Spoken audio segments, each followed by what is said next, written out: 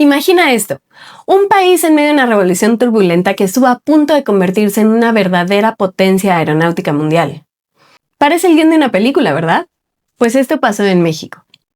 Contra todo pronóstico, ingenieros y mecánicos mexicanos llegaron a construir aeronaves con todos sus componentes desde cero. Es una historia de innovación, ingenio y supervivencia, y al final un declive que estuvo durante décadas envuelto en mitos. El día de hoy vamos a dejar de lado las leyendas, revisar la evidencia y tratar de responder una pregunta muy simple.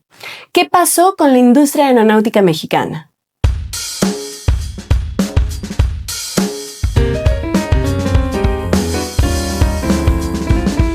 Para entender la magnitud de lo que ocurrió, primero tenemos que entender lo alto que llegó a volar la aviación mexicana.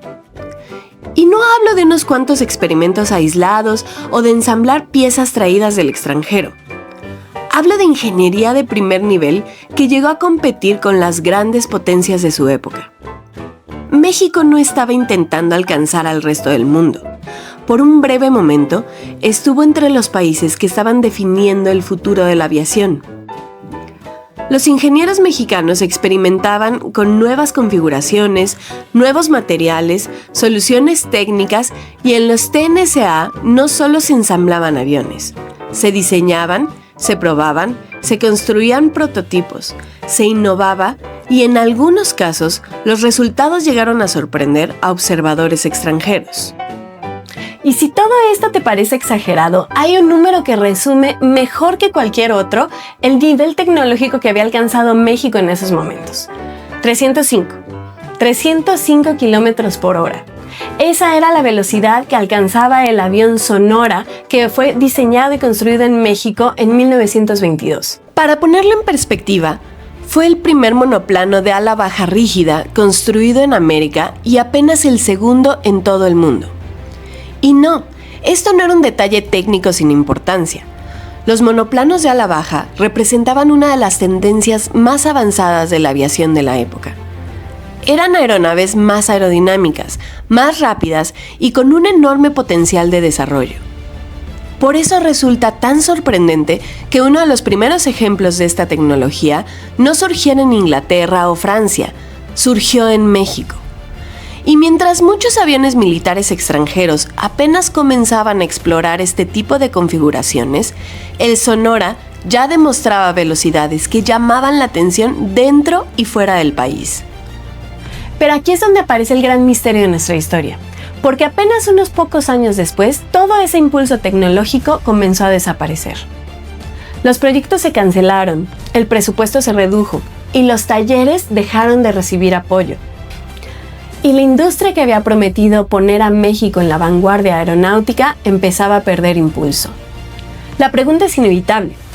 ¿Cómo pasó un país de diseñar uno de los aviones más avanzados de su tiempo a depender de tecnología extranjera en menos de una década? Durante años, la respuesta más popular a esa pregunta fue también la más sencilla: los tratados de Bucareli. La historia se repitió tantas veces que terminó convirtiéndose en una especie de verdad aceptada por mucha gente. Según esta versión, en los acuerdos firmados entre México y Estados Unidos en 1923, existía una cláusula secreta que prohibía al país desarrollar tecnología aeronáutica propia. Incluso llegó a afirmarse que los aviones mexicanos fueron destruidos a hachazos por órdenes del gobierno. La historia tiene todos los elementos de una buena leyenda. Un villano claramente identificado, una conspiración internacional y una explicación aparentemente sencilla para un problema complejo. El único inconveniente es que, cuando revisamos los documentos históricos, la evidencia simplemente no aparece. No existe ninguna prueba documental que demuestre la existencia de esa supuesta cláusula secreta. Y eso nos obliga a mirar en otra dirección. Porque si la respuesta no está en Bucareli, entonces había que buscarla en lo que estaba ocurriendo dentro de México. Y ahí es donde la historia se vuelve mucho más interesante. Pero entonces, si los tratados de Bucareli no destruyeron la industria aeronáutica mexicana, ¿qué fue lo que se ocurrió? La respuesta no está en una conspiración internacional ni en una cláusula secreta. Está en una serie de problemas que fueron acumulándose al mismo tiempo y que al final resultaron en la tormenta perfecta. Para empezar, el contexto internacional había cambiado por completo. Cuando terminó la Primera Guerra Mundial, las grandes potencias se encontraron con miles de aviones, motores y refacciones que ya no necesitaban. De pronto, el mercado internacional se inundó de excedentes militares vendidos a precios muy bajos. Para una industria consolidada, aquello representaba una oportunidad. Para una industria joven como la mexicana, era un desafío enorme. ¿Cómo competir contra aeronaves que ya habían sido financiadas por gobiernos extranjeros y que ahora podían venderse por una fracción de su costo original? Era una batalla desigual desde el principio. Pero ese no era el único problema. México seguía intentando reconstruirse después de años de conflicto. La estabilidad política era frágil y las rebeliones continuaban apareciendo en distintas regiones del país. En ese contexto, el gobierno necesitaba resultados inmediatos. Necesitaba aviones disponibles en ese momento, no dentro de 5 años, no después de una nueva etapa de investigación. La prioridad dejó de ser desarrollar tecnología propia y pasó a ser resolver problemas urgentes.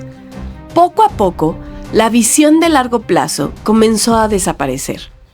Y entonces llegaron las decisiones políticas. A mediados de la década de 1920, el general Joaquín Amaro impulsó una profunda reorganización de las Fuerzas Armadas. Su objetivo era profesionalizar al ejército y fortalecer el control institucional. Sin embargo, dentro de ese proceso, la aviación perdió autonomía, influencia y recursos. Los presupuestos comenzaron a reducirse. Los proyectos de desarrollo recibieron cada vez menos apoyo. Y muchas decisiones sobre el futuro de la aviación empezaron a tomarse desde espacios que no siempre comprendían las necesidades técnicas de una industria tan especializada. El resultado fue devastador, porque la industria aeronáutica no desapareció de un día para otro. No hubo una orden única, no hubo una fecha exacta que marcara su final.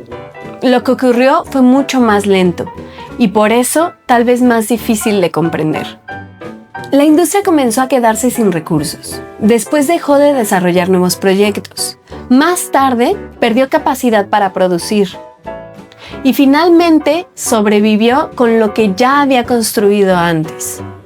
Las consecuencias de esas decisiones se hicieron visibles en los talleres. Durante los años de mayor crecimiento, aquellos espacios habían sido centros de innovación. Pero conforme los recursos comenzaron a desaparecer, la situación cambió radicalmente. Existía además otro problema estructural. La industria aeronáutica mexicana dependía casi por completo de un solo cliente, el gobierno. No contaba con una amplia red de proveedores nacionales. No tenía un mercado internacional y tampoco disponía de compradores privados capaces de sostener la producción. Cuando el gobierno dejó de invertir, todo el sistema empezó a resentirse. Los talleres dejaron de ser el lugar donde se construía el futuro y se convirtieron en un espacio donde se intentaba sobrevivir. Y fue entonces cuando ocurrió algo que ilustra mejor que cualquier estadística el nivel de la crisis. Ante la falta de recursos para fabricar piezas nuevas o construir motores desde cero, los mecánicos comenzaron a desmontar aeronaves completas para utilizar sus componentes en otras. Tomaban piezas de un avión para mantener volando a otro y después hacían lo mismo una vez más y otra vez más. La industria que había nacido para crear nueva tecnología se vio reducida a reutilizar sus logros anteriores. No desaparecía de golpe, se estaba consumiendo a sí misma poco a poco. Gran parte del público no percibió inmediatamente este deterioro. Los periódicos seguían publicando fotografías de exhibiciones aéreas, los pilotos continuaban siendo figuras admiradas, y la aviación seguía representando modernidad, progreso y orgullo nacional. Pero detrás de esa imagen pública cada vez quedaba menos de la industria que había hecho posible esos avances. La modernidad seguía apareciendo en las portadas, pero la capacidad de construirla comenzaba a desaparecer. Como si todo esto no fuera suficiente, el golpe final a la reputación de la aviación mexicana llegó a través de una tragedia. El momento clave fue un accidente del avión Quetzalcóatl, de construcción y diseño mexicano. En el percance, murieron sus tripulantes y muy pronto comenzaron las críticas contra los diseños nacionales. Una de las voces más influyentes fue la de Ralph O'Neill, piloto militar que cuestionó públicamente la seguridad de las aeronaves mexicanas. Y debido a su posición dentro del ámbito aeronáutico, sus declaraciones tuvieron un enorme impacto. Durante años, se repitió la idea de que el accidente demostraba las limitaciones de la ingeniería nacional. Pero las investigaciones realizadas en aquella época apuntaron en otra dirección. El problema no había sido el diseño del avión. La aeronave transportaba una bomba que no había detonado durante una misión previa, y esta explotó en pleno vuelo. Sin embargo, el daño a la reputación de la industria ya estaba hecho. Y aquí aparece una de las mayores ironías de toda esta historia. Los aviones extranjeros que comenzaron a sustituir a varios de los diseños mexicanos eran excedentes militares de la Primera Guerra Mundial.